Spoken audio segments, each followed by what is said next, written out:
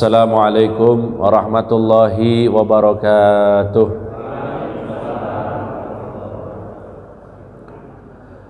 Bismillahirrahmanirrahim. Alhamdulillahi rabbil alamin. Allahumma salli wa sallim wa barik ala nabiyyina Muhammadin wa ala alihi wa sahbihi ajma'in. Amma ba'du. Fa hadratal muhtaramin, para jamaah kaum muslimin wal muslimat, jamaah Masjid Al-Iqbal, yang mudah-mudahan kita semuanya selalu diberikan rahmat oleh Allah Subhanahu wa taala, dan siapapun dari kita yang sakit insyaallah disembuhkan oleh Allah Subhanahu wa taala. Niki lagi musim flu. Ya napa mboten nggih? Atau cuma saya sendiri yang flu niki? Aman nggih? Alhamdulillah. Yang penting bukan corona.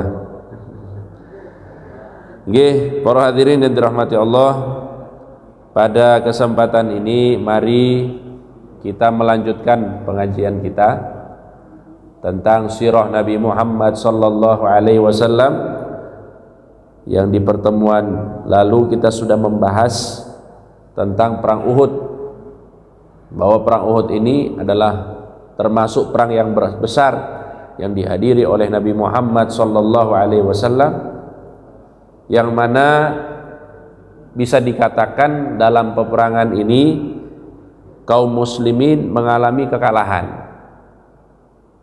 Dan insyaallah kita akan jelaskan kenapa kaum muslimin kalah dalam peperangan ini. Pasti ada sebabnya. Padahal mereka di perang Badar menang, yang mana jumlahnya itu sangat jauh, ya, antara 313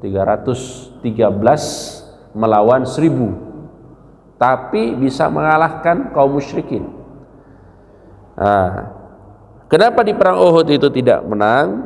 Di sini kita akan bahas insyaallah, sebagaimana yang sudah kita berikan pendahuluan sebelumnya, bahwa kaum muslimin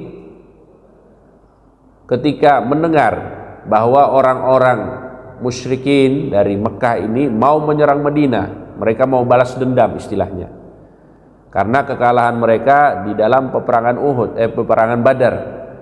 Maka orang-orang musyrik ini mereka menyiapkan pasukan perang yang jumlahnya tidak kurang dari 3000. Jadi 3000 tentara nih kalau bahasa sekarang nih. Jadi sudah disiapkan 3000 tentara. Mendengar hal tersebut Rasulullah SAW tidak tinggal diam, karena ini kan ya konteksnya ini diserang, maka harus melakukan pembelaan. Dan memang ada perintah Allah Subhanahu wa taala tentang hal ini. Oleh karena itu apa yang dilakukan oleh Rasulullah SAW? Ya beliau langsung menggerakkan sahabat. Ayo, bagaimana ini? Apa yang harus kita lakukan? Orang-orang musyrik dari Mekah sekarang menuju Madinah, jumlah mereka 3000 orang. Apa yang harus kita lakukan? Apakah kita menghadang mereka di jalan, atau kita tunggu mereka di Madinah? Sebagaimana yang sudah kita bahas yang lalu, bahwa terjadi perbedaan pendapat di kalangan sahabat. Para sesepuh dari kalangan sahabat mengatakan bahwa lebih baik kita di Madinah. Tapi para anak muda mereka mengatakan lebih baik kita menghadang mereka sebelum mereka masuk Madinah. Apalagi mereka yang istilahnya darah muda, semangat-semangat, tidak sempat mengikuti perang Badar, maka mereka merasa ini kesempatan kami untuk hadir di medan jihad bersama dengan Rasulullah sallallahu alaihi wasallam. Para hadirin yang dirahmati Allah, apa yang terjadi? Setelah itu sepakatlah kaum muslimin bahwa mereka keluar dari Madinah.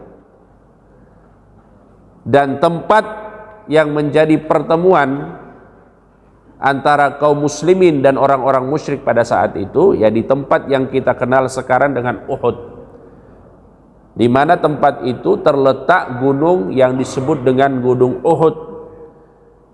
Yang siapa sudah berangkat itu pasti sudah melihat bagaimana besarnya Gunung Uhud itu dari ujung ke ujung. Nah, itu daerah Uhud yang menjadi lokasi peperangan antara Rasulullah SAW dan kaum musyrikin pada saat itu.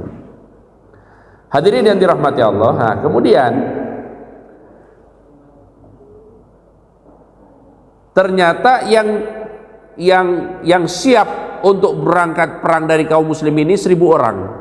Jadi 1.000 dari kaum muslimin, 3.000 dari kaum musyrikin. Ini kan ya kembali lagi tidak berbanding. Tapi Rasulullah SAW dengan begitu yakin beliau memanggil para sahabatnya. Kemudian dikatakan ternyata pada saat di perjalanan ada gerombolan orang-orang munafik yang mana mereka ini sepakat tidak melanjutkan perjalanan untuk ke medan jihad. Dan pemimpin dari orang munafik ini siapa namanya? Kok lupa nih gimana? Siapa Pak namanya? Abdullah bin Ubay bin Salul. Abdullah bin Ubay bin Salul. Memang tidak ada faedah dihafal namanya juga. Cuma ini kan sejarah ya Pak. Supaya kita tahu bahwa tokoh munafik di zaman Rasulullah SAW itu ada. Dan ini adalah orang yang benar-benar menghadang dakwanya Rasulullah SAW. Jadi Abdullah bin Ubay bin Salul ini menghasut pada para sahabat, yang mana kebanyakan dari mereka ini masih lemah imannya. Karena ini akan dihadapi ini kematian ini. Kalau tidak menang ya mati.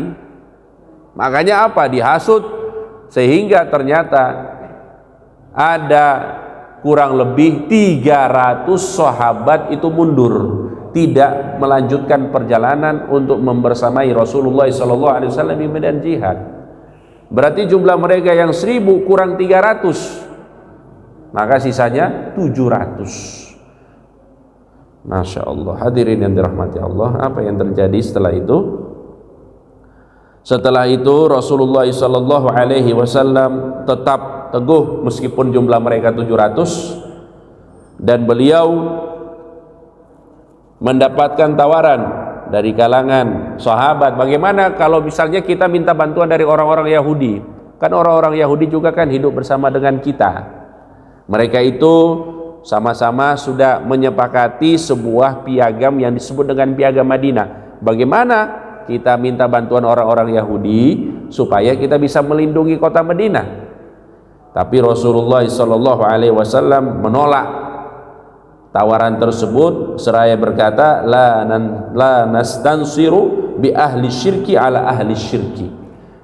Kita tidak akan minta bantuan untuk menyerang orang-orang musyrik dengan bantuan orang-orang musyrik juga. Orang Yahudi kan musyrik, masa musyrik lawan musyrik? Istilahnya gitu. Dan ini dijadikan prinsip oleh Rasulullah SAW. Nah, sudah kita bahas permasalahan fikih tentang hal ini. Hadirin yang dirahmati Allah. Nah, kemudian dikatakan bahwa 700 dari kalangan sahabat ini sudah siap untuk berperang. Dan yang dijadikan oleh Rasulullah SAW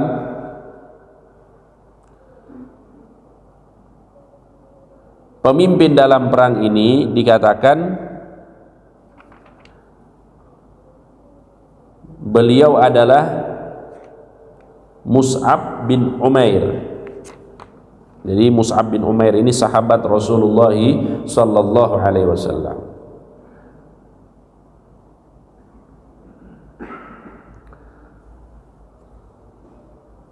Ini ada beberapa faedah disebutkan di sini. Salah satunya ada anak muda.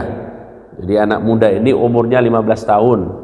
Jangan bayangkan ini, anak muda umur 15 tahun maksa ingin ikut perang bersama dengan Rasulullah SAW. Tapi apa? Mereka itu ditolak oleh Rasulullah, tidak diizinkan untuk ikut perang bersama dengan Rasulullah SAW. Terus dia tetap apa? Ngeyel. Dia bilang, wahai Rasulullah, sesungguhnya Rafi Ini ada seorang anak muda namanya Rafi. Sesungguhnya Rafi ini ahli memanah.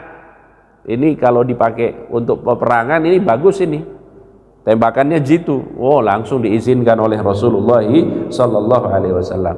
Terus temannya ini bilang, "Wahai Rasulullah, kalau saya berkelahi dengan Rafi, saya ngalahin Rafi," ya Rasulullah. Jadi dia ini istilahnya mau menunjukkan kekuatannya di hadapan Rasulullah sallallahu alaihi wasallam. Kalau Rafi engkau izinkan, seharusnya saya juga engkau izinkan wahai Rasulullah, karena saya lebih kuat daripada Rafi. Akhirnya keduanya diizinkan oleh Rasulullah sallallahu alaihi wasallam. Kemudian juga ada sebuah di sini sebuah faedah disebutkan bahwa ada seorang sahabat namanya Abu Dujana. Jadi Abu Dujana ini termasuk sahabat yang menerima pedang Rasulullah sallallahu alaihi wasallam. Siapa yang mau megang pedang ini, maka Abu Dujana tanpa ragu dia menawarkan dirinya, kemudian dia menjadi orang yang pertama menghadapi orang-orang kafir Quraisy pada saat itu, dan dia berperang sampai dia meninggal dunia. Radhiyallahu taala anhu wa ardhahu. Hadirin yang dirahmati Allah, langsung saja ini kita masuk ke peperangannya saja ini. Ya intinya tadi ini baru pemanasan. Singkat cerita, terjadilah peperangan antara kaum muslimin dan musyrikin. Di mana tepatnya? Ya di Uhud situ. Pada saat peperangan itu dikatakan Rasulullah sallallahu alaihi wasallam itu beliau sudah mengatur strategi. Nah, dari salah satu strategi yang diatur oleh Rasulullah, ada sebuah bukit di depan Gunung Uhud. Bukit itu dijadikan oleh Rasulullah sallallahu alaihi wasallam sebagai tempat 50 orang sahabat yang mana mereka ini tugasnya menjaga pasukan kaum muslimin. Bagaimana cara menjaganya? Setiap dari mereka itu punya panah. Jadi kalau ada penyerangan pada kaum muslimin, mereka memanah kaum musyrikin, itu tugas mereka. Dan itu sudah dipesankan oleh Rasulullah SAW kepada mereka. Pokoknya kalian itu tempatnya di sini. Kalau kalian melihat kami menang, kalian jangan turun. Kalau kalian melihat kami kalah, kalian juga jangan turun. Pokoknya tempat kalian di sini. Ini pesannya Rasulullah sallallahu alaihi wasallam. Jadi kalau kita bayangkan ya, posisi perangnya mereka ini berada di belakangnya kaum muslimin. Ada ya bukitnya Pak, namanya apa? Jabalur Rumah ya. Jabalur Rumah. Kita naik sedikit itu bisa. Nah, di situ dulu para sahabat jumlahnya 50 orang. 50 orang tugasnya itu untuk menjaga pasukan kaum muslimin supaya tidak diserang dari belakang oleh kaum musyrikin. Hadirin yang dirahmati Allah, apa yang terjadi? Nah, terjadilah peperangan. Kemudian beberapa sahabat itu tumbang ya, diantaranya Mus'ab bin Umair karena membela Rasulullah SAW. Kemudian panji perang itu diambil oleh sahabat Ali bin Abi Thalib. Nah, jadi memang dalam tradisi perang itu ada namanya liwa. Nah, liwa itu bendera. Kalau bendera itu masih berkibar dalam peperangan, berarti pasukannya ini masih eksis, masih siap berperang. Tapi kalau liwanya ini, kalau benderanya jatuh, oh itu berarti kalah. Seperti itu sistem yang ada pada saat itu. Nah, Mus'ab bin Umair pada saat itu beliau yang memegang bendera. Kemudian beliau meninggal dunia. Sebelum meninggal dunia, benderanya diambil oleh sahabat Ali bin Abi Thalib. Dan subhanallah, Allah subhanahu wa ta'ala memberikan kemenangan kepada kaum muslimin di tangan sahabat Ali bin Abi Thalib radhiyallahu ta'ala anhu. Oh, jadi dengan bayangkan ini, Memang sahabat Ali ini adalah sahabat yang memiliki kekuatan yang sangat luar biasa sebagaimana yang disebutkan oleh para ahli sejarah. Makanya dengan istilahnya dipimpinnya kaum muslimin ini dengan Imam Ali, apa yang terjadi? Orang-orang musyrikin ini terpukul mundur. Para hadirin yang dirahmati Allah, kita sudah bahas di pertemuan yang lalu bahwa dari strateginya orang-orang musyrik ini supaya pasukannya tidak kabur, apa yang mereka lakukan? Mereka mendatangkan istri-istri mereka ke medan perang. Supaya apa? Supaya malu, iya kan? Itu kan kalau lagi perang terus balik lagi, lihat istri-istrinya kan malu. Nah, makanya tetap, wah istrinya akhirnya itu, istri-istri mereka itu kalau bahasa kita ini apa ya, misu-misu lah. Kalian ini kok laki-laki kayak gini, pakai rok aja. Kalau bahasa kita mungkin gitu. Soalnya mereka lari pulang ke belakang karena mereka apa? Takut dengan serangan kaum muslimin pada saat itu, hadirin yang dirahmati Allah. Jadi wanisa'uhum yad'una bil waili. Kemudian apa yang terjadi? Ya, karena orang-orang musyrik pada saat peperangan itu sudah terpukul mundur, kaum muslimin menyerang. Ini jangan bayangkan ini, jumlahnya tidak berimbang, 3.000 lawan 700. Bukan 700, 650. Soalnya 50-nya ini pasukan panah. Tapi kok bisa? Nah, inilah kekuatan iman. Ini dimensinya beda lagi. Orang-orang kafir Quraisy itu ya tidak punya iman. Makanya mereka ketika ada istilahnya hal-hal yang terlihat bahwa mereka itu akan kalah, mereka langsung mundur. Dikejarlah kaum musyrikin ini oleh kaum muslimin sampai dikatakan sudah terlihat kemenangan bagi kaum muslimin. Sudah, ya kalau sudah menangkan biasanya apa para hadirin? Ada istilahnya ghanimah. Apa itu ghanimah? Harta rampasan perang. Jadi ada harta rampasan perang. Nah, sebagian kaum muslimin ini yang lagi perang ini, karena orang-orang musyrik sudah pergi, ya pastinya kan pedangnya mereka, harta benda mereka, orang-orang musyrik ini kan ditinggalkan di tempat itu, di Uhud, di kawasan Uhud. Itu kaum muslimin mereka sudah sibuk mengambil barang-barang itu, mengambil pedang, mengambil tameng, mengambil harta benda yang ditinggalkan oleh kaum musyrikin di saat itu. Lagi asik seperti itu, ternyata orang-orang para sahabat yang ada di Jabal Rumah itu, yang tadi para pemanah yang jumlahnya 50 orang ini melihat dari kejauhan, itu kaum muslimin sudah menang, ayo kita turun. Kayaknya asik itu. Soalnya apa? Ngambil harta rampasan. Ayo kita ikut juga, siapa tahu kita dapat bagian. Jadi sudah pikiran dunia sebagian dari mereka. Tapi sebagian yang lain tetap idealis dengan apa yang menjadi pesannya Rasulullah SAW. Kita menang, kalian jangan turun. Kita kalah juga, kalian jangan turun. Jadi terjadi perdebatan pada saat itu. Dari 50 orang sahabat ini terjadi perdebatan. Akhirnya sebagian besar dari para pemanah ini turun dari Jabal Rumah ini. Supaya apa? Ya supaya bisa nimbrung mengambil ghanimah, harta rampasan perang. Turunlah mereka. Sebagian yang lain, sebagian kecil itu masih menetap sesuai dengan pesannya Rasulullah sallallahu alaihi wasallam. Hadirin yang dirahmati Allah.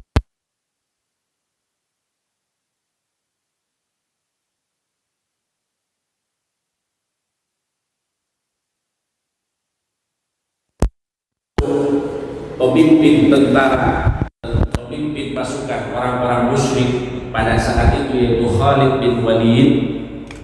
Khalid bin Walid ini melihat dari kejauhan bahwa pasukan panah ini sudah turun dari bukit itu, sudah turun dari bukit. Dan Khalid bin Walid ini ahli perang. Ya dulu memang beliau itu masih musyrik, masih belum beriman kepada Allah Subhanahu Wa Taala. Ya, nanti setelahnya itu beliau akan menjadi orang Islam ya pada saat sebelum Fathu Mekah. Nah, tapi pada saat itu Khalid bin Walid masih musyrik.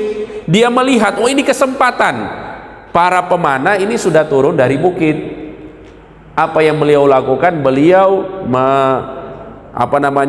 memberikan komando kepada para pasukan berkuda untuk mengambil jalan pinggir. Tujuannya apa? Supaya bisa menyerang kaum muslimin dari belakang, karena kaum muslimin sudah sibuk di depan sini mengambil harta-harta ghanimah ini. Jadi tujuannya mereka ini bersembunyi, menyelinap seperti ini, kemudian diserang dari belakang. Diserang dari belakang itu dari mana maksudnya? Ini coba jenengan yang sudah pernah berangkat umroh, kan Jabal Rumah itu kan sebelah sini ya, kita bayangkan ya, sini ya, sini Jabal apa? Rumah. Di sini Jabal Uhud ya depannya. Jadi kaum muslimin sudah maju di sini, kaum musyrikin di sini. Khalid bin Walid itu muter di belakang Gunung Uhud. Jadi muter belakang Gunung Uhud ini. Jadi kan nggak kelihatan tuh, nggak kelihatan dengan pasukan berkudanya. Seharusnya para pemanah ini menjaga, tapi mereka sudah turun sebagian besarnya. Apa yang terjadi? Maka Khalid bin Walid pada saat dia sudah berada di belakang kaum muslimin, yang paling pertama dieksekusi ini yang pasukan panah, karena jumlah mereka sudah sedikit. Itu yang pertama. Setelah itu diseranglah dari belakang kaum muslimin yang pada saat itu sudah sibuk dengan harta ghanimah. Nah, itulah termasuk penyebab besar kenapa kaum muslimin kalah pada saat itu. Hadirin yang dirahmati Allah Subhanahu wa taala. Sekarang kita akan bahas bagaimana gambaran kekalahan kaum muslimin pada saat itu. Dikatakan di dalam riwayat bahwa pertama, Rasulullah sallallahu alaihi wasallam itu mengalami luka berat pada saat itu. Jadi dikatakan ada bagian badannya beliau itu berdarah, kemudian wajahnya juga berdarah. Jadi berdarah kenapa? Karena istilahnya ini topi, bukan topi, apa namanya nih? Pelindung kepala yang terbuat dari besi yang dimiliki oleh Rasulullah SAW ini kena tombak, kemudian masuk ke dalam pipinya Rasulullah SAW, yang membuat di sini pipinya Rasulullah ini penuh dengan darah. Kemudian giginya Rasulullah SAW ada 2 yang copot. Padahal pada saat itu Rasulullah SAW dilindungi oleh para sahabat. Ada yang dari mereka itu melindungi dengan dirinya sampai meninggal. Ada juga yang melawan orang-orang yang ingin membunuh Rasulullah SAW. Intinya Rasulullah pada saat itu diburu oleh orang-orang musyrik, akan tetapi mereka tidak berhasil. Nah, jadi itu gambaran yang pertama. Rasulullah SAW itu terluka parah pada saat perang Uhud. Kemudian tercatat bahwa ada 70 sahabat itu meninggal dunia, meninggal dalam keadaan syahid. Termasuk diantaranya adalah pamannya Rasulullah SAW yang bernama Hamzah bin Abdul Muttalib. Hamzah bin Abdul Muttalib ini dibunuh dengan cara sadis. Jadi ada dulu seseorang namanya Wahsy. Nanti Wahsy ini jadi orang Islam juga, masuk Islam. Jadi Wahsy ini dulu itu memang pembunuh bayaran, ahli tombak si Wahsy ini. Nah, Wahsy ini disewa jasanya ini, jasa pembunuhan ini oleh seorang wanita yang bernama Hindun, karena dia ingin balas dendam kepada pamannya Rasulullah SAW itu Hamzah. Disewa, pokoknya kamu ikut perang dengan orang-orang musyrik, tapi yang kamu bunuh cuma satu saja. Tugas kamu hanya membunuh Hamzah. Maka dalam peperangan itu dia tidak sibuk dengan yang lain. Dia itu pokoknya dicari nih Hamzah. Oh, itu Hamzah. Pas ketemu Hamzah, dilemparlah tombak. Karena si Wahsy ini memang ahli dalam hal melempar tombak, ya langsung syahid pada saat itulah Hamzah bin Abdul Muttalib. Dan pada saat Hamzah bin Abdul Muttalib meninggal dunia, meninggal dalam keadaan syahid, ternyata Hindun ini dia tidak puas. Apa yang dia lakukan? Pamannya Rasulullah SAW ini dimutilasi oleh Hindun. Kalau bahasa sekarang apa? Dimutilasi. Jadi perutnya ini dibelah, kemudian diambil jantungnya, kemudian hidungnya dipotong, telinganya dipotong. Jadi saking dia benci dan ingin balas dendam kepada pamannya Rasulullah sallallahu alaihi wasallam. Dan dalam peperangan Uhud itu, dari semua sahabat yang meninggal dunia, pamannya Rasulullah sallallahu alaihi wasallam inilah yang membuat Rasulullah sallallahu alaihi wasallam sangat bersedih.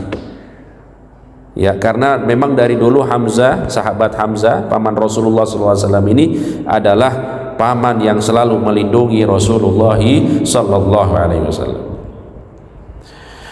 Hadirin yang dirahmati Allah. Nah, kemudian juga ada hal yang terjadi pada peperangan Uhud itu, yaitu ada sebuah hoax. Jadi zaman dulu itu sudah ada juga hoax. Jadi hoax itu sempat tersebar di peperangan Uhud, yang mana dikatakan bahwa Rasulullah Shallallahu Alaihi Wasallam ini meninggal. Rasulullah Shallallahu Alaihi Wasallam sudah meninggal, dan itu membuat para sahabat itu gentar, ketakutan mereka. Waduh, gimana ini? Kalau misalnya Rasulullah Shallallahu Alaihi Wasallam sudah meninggal, apalagi urusan kita? Ya sudah, kita pulang aja. Makanya banyak dari para sahabat itu pun lari dari peperangan karena mendengar berita hoax tentang kematiannya Rasulullah sallallahu alaihi wasallam. Tapi ada beberapa sahabat, ya seperti Anas bin Nadhr yang juga meninggal pada saat perang Uhud, dia berkata, bal ma faidatu hayatikum ba'da Rasulillah sallallahu alaihi wasallam. Dia berkata begini, bukan begitu redaksi yang benar. Redaksi yang benar itu, apa manfaat hidup kalian setelah kematian Rasulullah sallallahu alaihi wasallam. Jadi bukan, kalau Rasulullah sudah meninggal, ngapain kita di sini? Kan bukan begitu. Kalau Rasulullah meninggal, ngapain kalian hidup? Padahal kita hidup ini untuk Rasulullah sallallahu alaihi wasallam. Maka beliau berperang sampai syahid di jalan Allah Subhanahu wa taala. Jadi hadirin yang dirahmati Allah, inilah beberapa gambaran tentang perang Uhud yang perlu kita ketahui secara garis besarnya, dan juga penyebabnya. Jadi penyebabnya itu karena mereka tidak mau mendengar pesannya Rasulullah sallallahu alaihi wasallam. Ya sama juga dengan kita. Kalau kita ini enggan mendengarkan pesannya Rasulullah sallallahu alaihi wasallam, maka dikhawatirkan kita juga tidak akan sukses di dalam hidup ini, baik hidup dunia ataupun hidup akhirat. Makanya kesuksesan dan keselamatan itu dapat diraih oleh umatnya Rasulullah SAW ketika Rasulullah SAW itu dijadikan panutan, dijadikan semua dauh-dauhnya ini sebagai pedoman hidup. Tapi ketika semua yang disampaikan oleh Rasulullah SAW tidak diabaikan, maka jangan salahkan siapapun, tapi salahkanlah diri masing-masing. Karena apa? Karena sudah jelas apa yang dibawa oleh Rasulullah SAW itu adalah kebenaran dari Allah Subhanahu wa taala. Hadirin yang dirahmati Allah. Nah, terus juga termasuk yang dicatat bahwa di perang Uhud itu kan ada 70 sahabat meninggal, dan kalau jenengan pergi ke Uhud itu ada makam Uhud ya, syuhada Uhud namanya. Itu sudah dipagar kalau sekarang, dipagar. Syuhada Uhud ini karena keterbatasan yang dimiliki pada saat itu, keterbatasan alat dan lain sebagainya. Jangan bayangkan untuk gali kubur di Indonesia dan di Arab itu sama, para hadirin. Kalau di Indonesia kan kita pakai pacul, satu orang gali itu bisa selesai kubur dengan alat yang seadanya. Tapi kalau di Arab itu tanahnya keras, makanya lubang-lubang kubur yang ada pada saat itu terbatas. Sedangkan sahabat yang meninggal banyak. Apa yang dilakukan oleh Rasulullah SAW?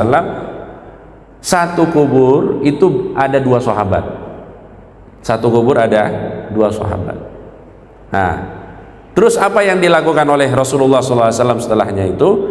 Beliau bertanya, dari 2 sahabat yang meninggal syahid ini, mana dari mereka yang paling hafal Quran? Oh, ini wahai Rasulullah. Kalau dia yang lebih hafal Quran, dia yang berada di bawah. Kalau yang hafalannya sedikit, beradanya di atas. Ya, seperti itulah yang dilakukan oleh Rasulullah SAW, ya, sebagai bentuk penghormatan kepada para penghafal Al-Quran. Itulah yang dilakukan oleh Nabi kita Muhammad SAW. Kemudian juga hadirin yang dirahmati Allah, ya, seperti biasa orang-orang Yahudi, orang-orang munafik, mereka apa namanya, ngecek, istilahnya apa ini, ngecek orang-orang muslim. Itu loh kalian, kenapa kalian dengar Muhammad? Ini Muhammad ini yang membuat kalian mati katanya, yang membuat kalian itu luka-luka, yang membuat keluarga kalian itu meninggal, itu ya itu Nabi Muhammad SAW. Coba kalau kalian dengarkan kami, jangan ikut perang, maka kalian akan selamat. Nah, ini bahasanya orang-orang munafik dan orang-orang Yahudi pada saat itu.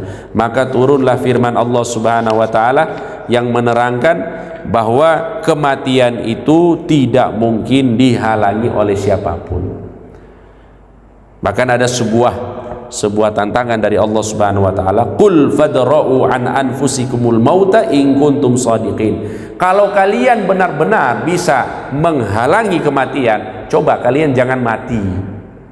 Coba, bisa enggak kalian hidup seumur hidup kalian, sepanjang dunia ini ada, ini bisa enggak kalian bertahan hidup? Tidak bisa. Memang orang itu kalau sudah datang ajalnya, itu sudah ditetapkan oleh Allah Subhanahu wa taala, tidak bisa diperlambat dan tidak bisa dimajukan, sebagaimana firman Allah Subhanahu wa taala. Jadi begitu hadirin yang dirahmati Allah, sekilas tentang perang Uhud.